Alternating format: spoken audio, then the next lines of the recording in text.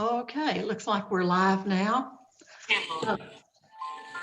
Notice is hereby given pursuant to the Texas Open Meetings Act, Vernon's Civil Statutes, Articles 62, 52, 17, that the City of Smithville will conduct a council meeting and public hearing on March 8th, 2021 at 6 p.m.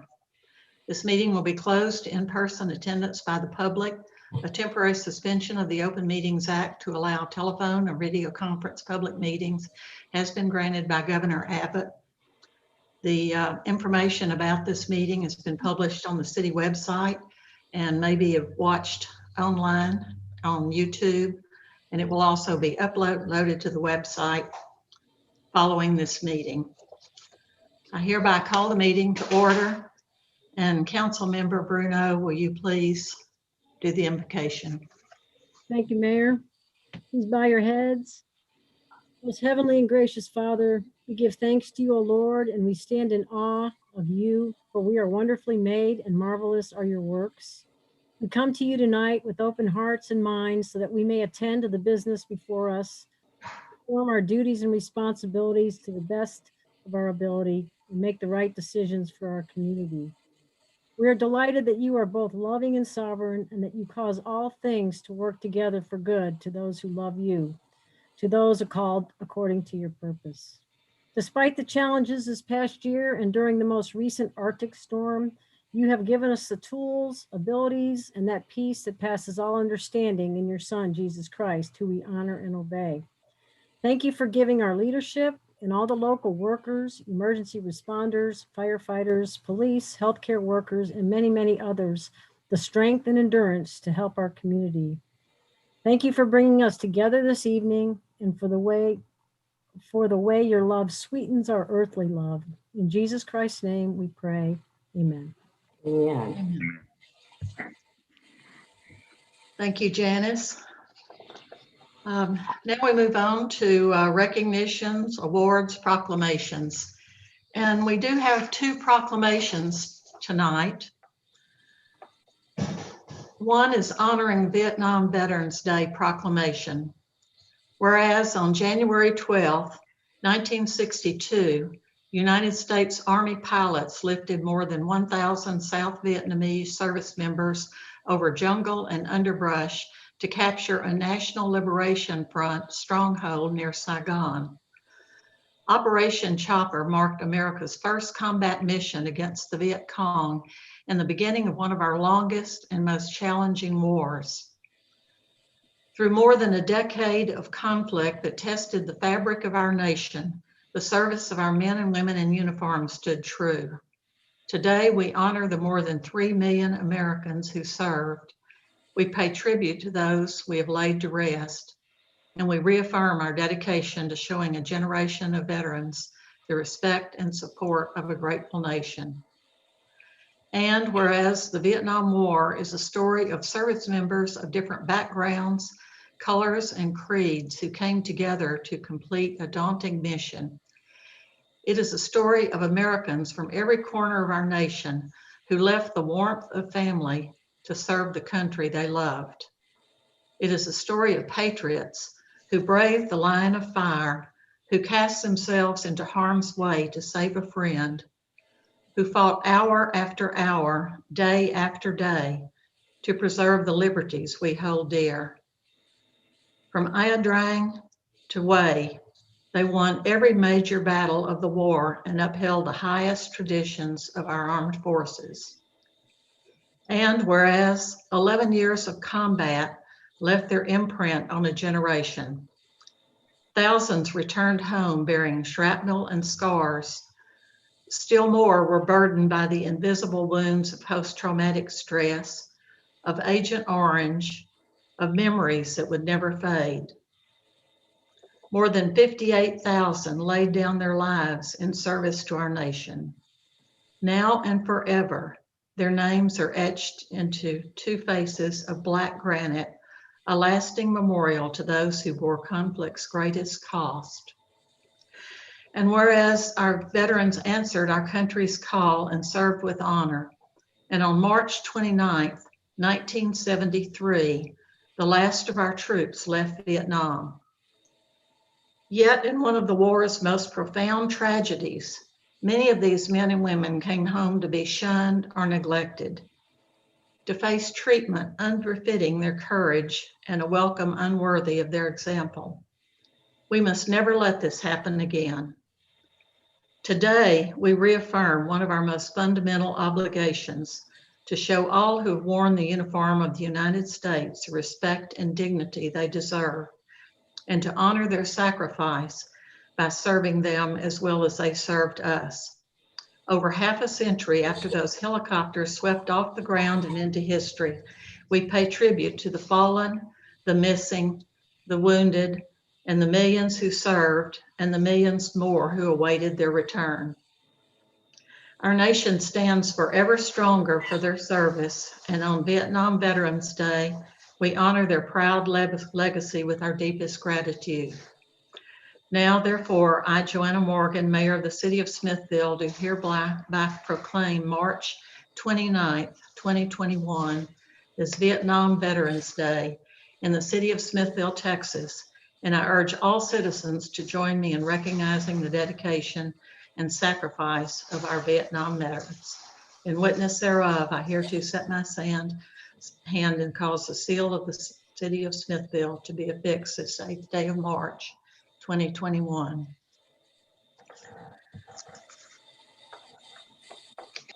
That, I think, is a very touching tribute to some people who are well deserving of that honor. And moving on to the next proclamation, this is to get the right thing here. This is to honor a citizen who deserves our recognition and respect. Clinton Marie Wright, who was born on November 2nd, 1929, passed away February 11th of this year, and this proclamation honors her. Whereas the mayor and city council of the City of Smithville from time to time recognize local citizens who have distinguished themselves, and whereas Clinton Marie Wright is recognized as a distinguished citizen of Smithville who has served at the national, state, and local level in governmental positions, managed a business, and continued her work in the community after retirement. And whereas Clinton Marie Wright was born on November 2nd, 1929, to Ivy Ruth Smith and Carl Lee Deary. She began her education at Smithville Colored School and graduated from Temple High School at the age of 16 when her family moved to Temple. She earned a degree in home economics at Huston-Tillotson College in Austin, Texas, and attended the University of Southern California as a doctoral candidate. And whereas Mrs. Wright began her civil service career in Washington, D.C. with the federal government with OSHA and the Department of Labor, advancing to Deputy Director of the Women's Bureau. And whereas after retirement, she returned home to Smithville to assist her mother and stepfather, Thomas Pendergrass Jr., in the management of Pendergrass People's Mortuary, the oldest continuously owned Black business in Smithville and in Bastrop County. Upon their passing, she took over the business. And whereas she was elected to the Smithville City Council in 1987, and she served as Mayor Pro Tem through 1994. And whereas in 1994, she was appointed by Governor Ann Richards to the LCRA Board of Directors representing Bastrop County, serving through 1997. She worked with the City of Smithville, Texas Parks and Wildlife, and the LCRA in the development of the Vernon Richards Riverbend Park. And whereas she continued to be active in the community, serving with the Smithville Noon Lions Club, Smithville Savings and Loan Board of Directors, Syntex Family Services, which became the Head Start program in Bastrop, Fayetteville, Lee, and Colorado counties. She also served on the Bastrop County Court-Appointed Special Advocates, CASA, board, and she was one of the founders of the Bastrop County Martin Luther King Holiday Commission. She was an active member of Mount Pilgrim Baptist Church here in Smithville. Now therefore be it proclaimed by the mayor and the city council of the city of Smithville, Bastrop County, Texas, that March 8th, 2021 be recognized as Clinton Marie Wright Day, and all the citizens of Smithville are urged to join us in honoring the memory and legacy of this distinguished citizen of our community.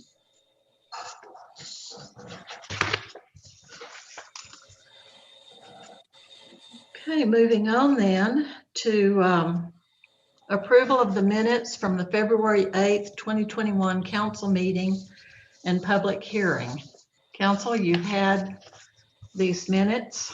Are there any additions or corrections? If not, I'll entertain a motion. Mayor Morgan, I make a motion that we go ahead and approve the meeting minutes from the February 8th, is it the 8th, February 8th city council meeting. I second. With a motion and a second, everyone in favor, please indicate by saying aye or raising your hand. Aye. Motion passes unanimously. Okay, the next item on the agenda is discussion and action on a resolution 2021-03-463 declaring a local state of disaster due to prolonged winter weather. This resolution was, I originally drafted this and put it in place immediately following the freeze.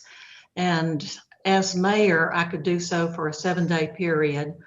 It was then renewed for another 7 days to carry this over until the council meeting and to put it in place indefinitely to allow us time to apply for disaster relief funds will require the approval of council.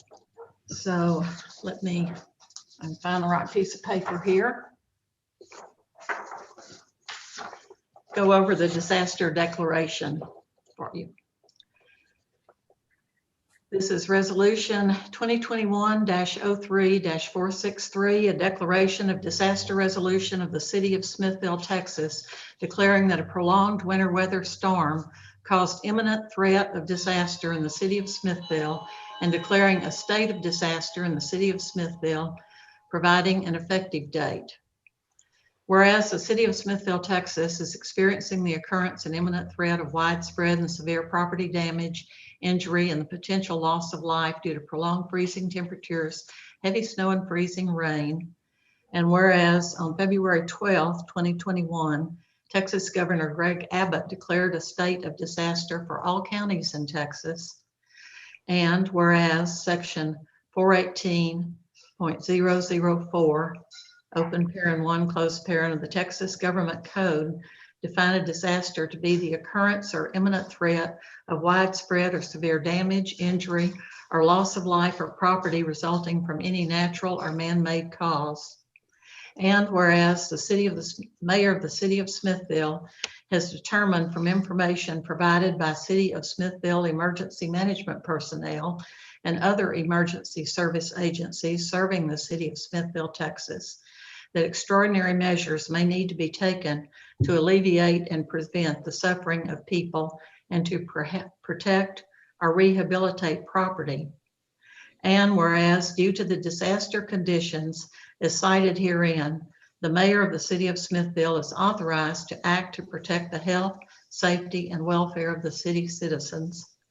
And whereas by this declaration, I declare all municipal rules and regulations that may inhibit or prevent prompt response to this threat are hereby temporarily suspended for the duration of the incident.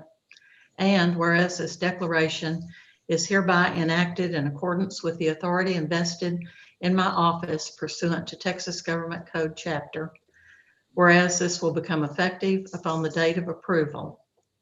And I am asking that this be passed and approved by the City Council of Smithville, Texas on the 8th day of March, 2021. Are there any questions or comments? Mayor, This is Councilwoman Bruno. How long will this, maybe you read it in there, but, okay, so let's say we get the disaster funding, and then how long will that funding go till or for? How does that I don't know that at that time. What this does is just give us the ability to apply for disaster relief funding. At this point, the damage is still being assessed to city facilities. So this will remain in effect until we're sure that we have a complete assessment and funds can be applied for. Okay. Robert, as city manager, do you have anything to add to that? Certainly, Mayor, the federal disaster was declared, there's a number, disaster resolution 4586.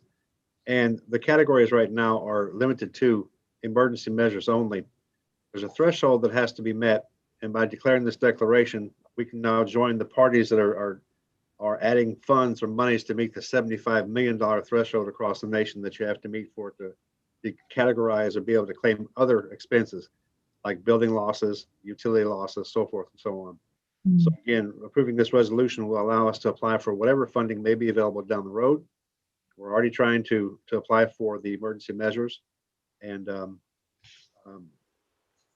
because we have sustained probably about $25,000 of the damages, not damages, I'm sorry, labor associated with the response for the 6 or 7 days that the folks were out making sure the water was turned off, repairing pipes, restoring power, so forth and so on. I estimate 50 to 100,000 in other damages. The rec center sustained damage from a water leak that flooded the gym floor. We lost servers, we lost phones. We had some damages to a clarifier at the wastewater plant. The motor gearbox literally froze. That's a $50,000 hit there. So to answer your question, that was a long-winded explanation of some of the damages that have incurred and documented, but damages are still coming in. So this resolution will allow us to apply for future funding to get reimbursed for those damages. Thank you. Does anyone have any other questions of Robert? No other questions. If not, I'll entertain a motion. Mayor Morgan, City Council, I move that we approve Resolution 2021-03-463, declaring a local state of disaster due to the prolonged winter weather. I second it. We have a motion and a second. All in favor, please indicate by saying aye or raising your hand. Aye. Yeah. Okay, we've passed unanimously. Thank you. Okay, item 6 on the agenda is discussion and action on wayfaring signs on Main Street at First, Second, and Loop 230. Ms. Strube, would you give us a report on this? Hi, good evening, everybody. Thank you very much for being a part of this community and looking at the wayfinding signs. And we're very excited to be showing off all of the information here tonight. Jennifer's showing this the survey that had been done. It shows the first part was showing a graph of how many people took the survey. There were 150 people took the survey. It shows that there was more than 64% that were in favor of concept 3. So this program is one of those Texas Commission on the Arts grant programs. We opened it up for people to provide any proposals that they might want to make for different concepts. We had 3 artists and designers who provided those concepts. Jennifer's showing a couple of them now, so you can see what they look like. And as I said, the third concept, that's this, you just saw the first one. Here's the second one on screen now. And the third one, which I will be coming up in a minute, this one that's on the screen now is the one that the community overwhelmingly said they would like to see. That we did a 3-part, this is the third part of a 3-part process to approve the signs. The first was to send it out to the public, where 150 people did provide their input to their survey. That went to a jury, and the jury provided their memo for you for concurrence with the community the community decision on the third sign. And now with their recommendation to go with concept 3, this is the third part of the process. And as once y'all council approves whichever you prefer, then we'll move forward with that through the Texas Commission on the Arts grant program, through the Cultural District program. The designer for concept 3 is at the Zoom call today. That was David Campa. If you do have questions about the sign in particular, he's here and welcomes any questions that you might have about it. Are there any questions for me about this before? Bill, I want to say thank you. You were very persistent in getting the survey out there, because I know a lot of people, they'll get it, they forget about it, but you stayed on everybody to the end. So I do appreciate you doing that. And it was really cool to look through the 3 proposals. And Mr. Campa, I think you did a beautiful job. Mhm. Your design. Yes, I think really appreciate the community participation, the artists that submitted concepts, and the people that took the time to respond to the survey. And Mr. Camp, I think your design is just fantastic. It's beautiful the way you've captured so much about the city. Are there any other questions or comments? If not, I'll entertain a motion which should name the recommended sign. Mayor, I make a motion that we approve concept 3 for the Main Street wayfinding sign concepts. I second the motion. We have a motion and a second. All in favor, please indicate by saying aye or raising your hand. Aye. Aye. We have a unanimous approval. Thank you very much, and thank you, Jill, and thank you, Kemp, for doing the beautiful presentation. Thank you, Jill. You always do great work. Thank you. Okay, item 7 is discussion and action on appointing Janice Bruno as the City of Smithville's General Assembly representative on the CapCog Council. Robert, would you like to say a little bit about this? Thanks. Sorry, I had to get the button off of mute. Indeed. So Councilmember Gordon has been serving on CapCog since 2016. He's done a wonderful job in that capacity. He has submitted his resignation to the CapCog organization and has recommended Councilmember Bruno take his place. Councilmember Bruno has graciously volunteered to accept the position if you approve as such. For those of you that aren't familiar with CapCog, CapCog stands for Capital Area Conference of Governments, and that is an organization made up of representatives from 10 different counties.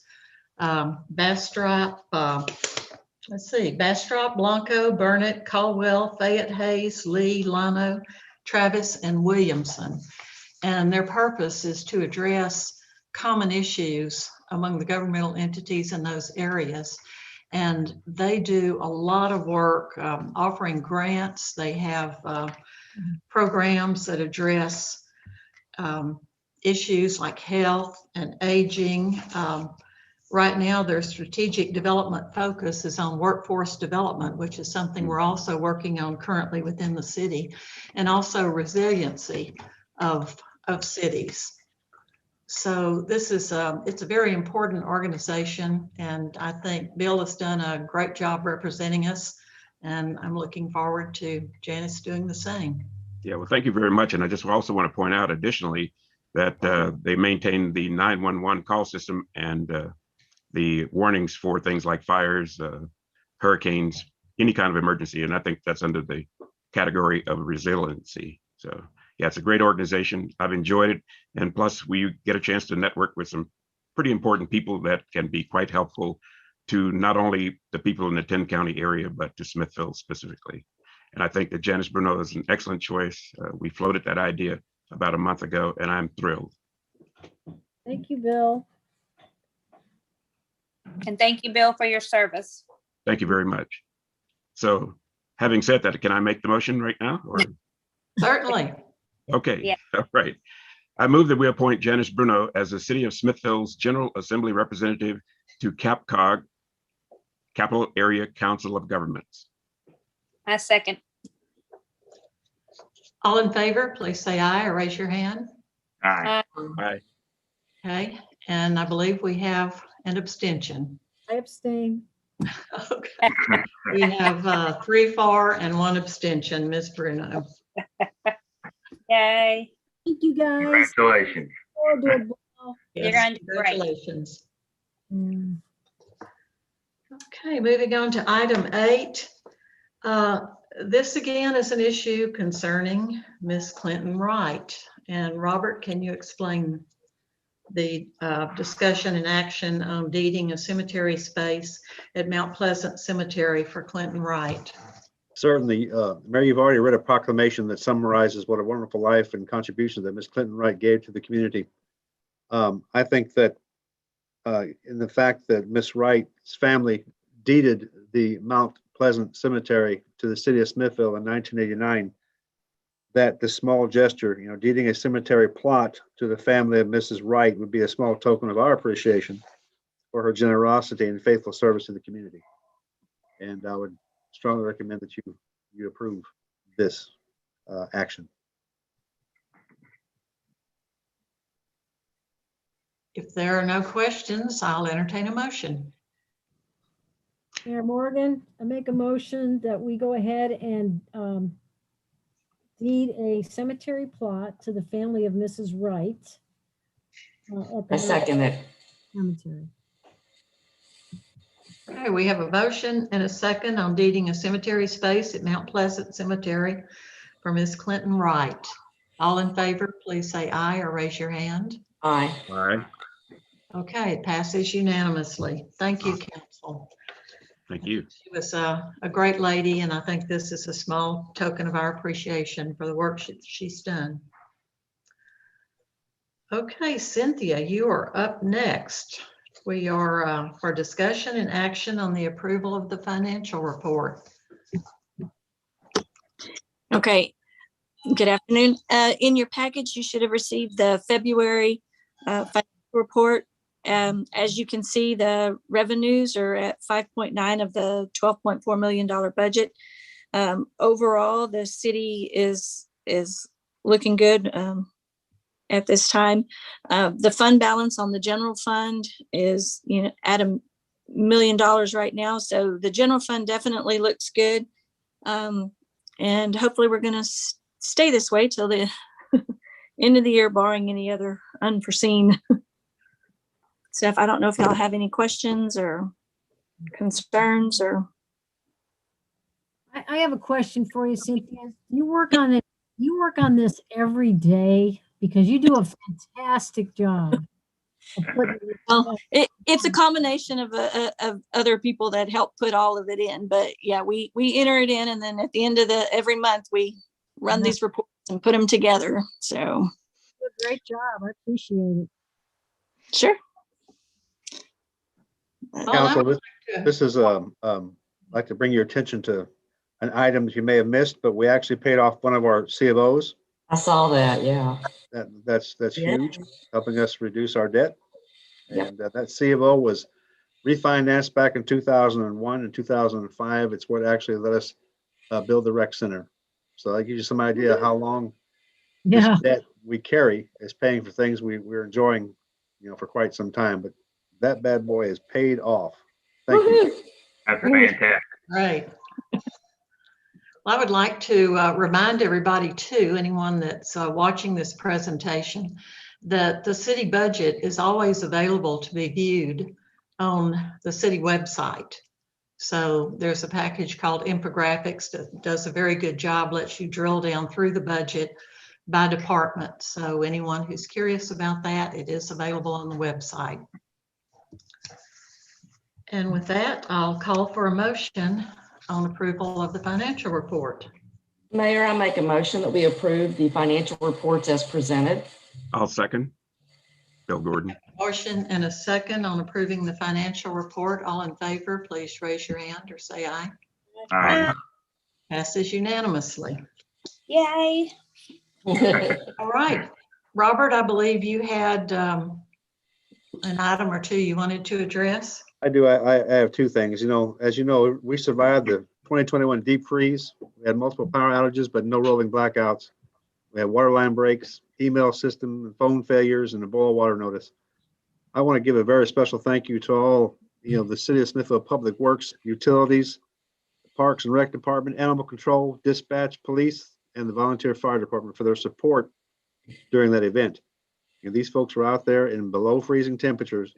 And while we all stayed, well, I was actually out there with them, while everyone stayed in, and they helped us keep the power on, the water running, and the streets safe. And they even helped deliver food to those who couldn't get out. So kudos to all those that helped, including the community volunteers who stepped in as well. We have a great community. So thanks for that. Amazing job y'all did. Yes. The second thing I want to talk about is the rollout of the 96-gallon poly carts. Because of the deep freeze, that distribution has been delayed till the last week in March, the 29th and 30th. It'll actually start that week, and citizens don't have to do anything. The carts will be delivered on the day of the regular route. It also happens to be the bulk day. Bulk is now once a month at the end of the month, and it falls on the same day that the carts are going to be distributed. If you do not want your old trash can, citizens are encouraged to put an X either with duct tape or spray paint on the can they don't want, and Waste Management will pick it up when they deliver the new cans. We're gonna put that out on Facebook and somewhere. It's already there. Is it okay? Yes. That's Robert, have you had any comments, or Mayor, have y'all heard any comments about the change? well, the change had really gone into effect. Well, I mean, the discussion of it. I mean, I haven't heard any negative yet. Have y'all? Discussions I've had have been either positive or people that were just confused, and I was able to point them to the information or answer their questions. So I've had no negative feedback on it. Fantastic. I haven't either. And what is the city's stand on as far as wearing the face mask or not wearing when this goes into effect on Wednesday? Yeah, 12:01 a.m. Wednesday, as you know, the mask ordinance has been rescinded and Texas opens back up. The cities cannot mandate masks for businesses. So we are going to recommend that masks still be worn in our facilities. There's a whole lot of discussion you could take from this, but we've been doing this for a year now, and I think people should continue to wear the mask wherever possible, but I can't force them to do so.